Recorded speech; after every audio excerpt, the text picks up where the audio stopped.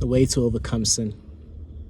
Honestly, the way to overcome sin is to see how much God loves you and to stop living under the law of commandments. If you have sinned not so long ago, God literally still loves you. This may be hard for you to believe and accept, but that's only because you've been living so much of your life under phrases like you are what you do or you get what you give. Understand that those phrases are of the world, and who controls the world? Satan. God's way is different. God says you are who you are because He says so. God says you receive what He gives. The world has conditioned us human beings to focus on ourselves, but God takes the focus off of ourselves. So when God says He loves you in spite of your sin, He really means it. He's God. He has the highest power. He has the highest authority. He showed His love for you and I by sacrificing His Son Jesus on the cross. Jesus is the visible image of God. God literally left His kingdom in heaven and came into a contaminated earth to wash the minds and hearts of people who have been contaminated with wrongful methods of life. To awake us to righteousness, to wake us to being clean, to being called children of God. We are forever children of God. We are forever clean. God no longer sees our dirt. He no longer sees our sin.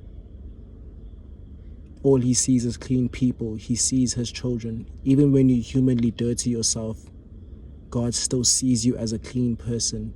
And it's not because of your efforts to get yourself back to being clean. It's because of what He did through His Son Jesus for you to be clean in the first place. Understand that the grace of God is not performance-based. It's a gift, therefore accept the gift. The grace of God is like an ongoing washing machine where Jesus' blood is literally continuous. It's perpetual cleansing of sin. So when you are in this washing machine of God's love, it's ongoing. You come in with your dirt, and trust me, every human being is going to walk into this machine with dirt. You walk into this machine and you are washed. The best thing about this washing machine is that you don't have to get out of it. In Hebrews 8 verse 12, God says, I will forgive their wickedness and I will never again remember their sins. Never again, God says. So when you dirty yourself in this washing machine, God cannot see it. His mercies never end.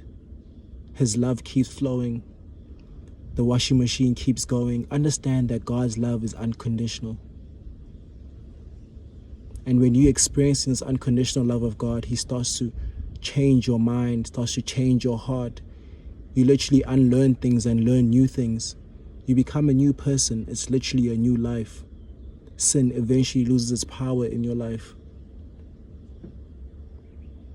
If the grace of God doesn't transform you into a new person and make you fall in love with Him, then there's something wrong with your belief. Remember, we don't live under the law of commandments. Because as human beings, we were not made to keep the law. The law strengthens sin.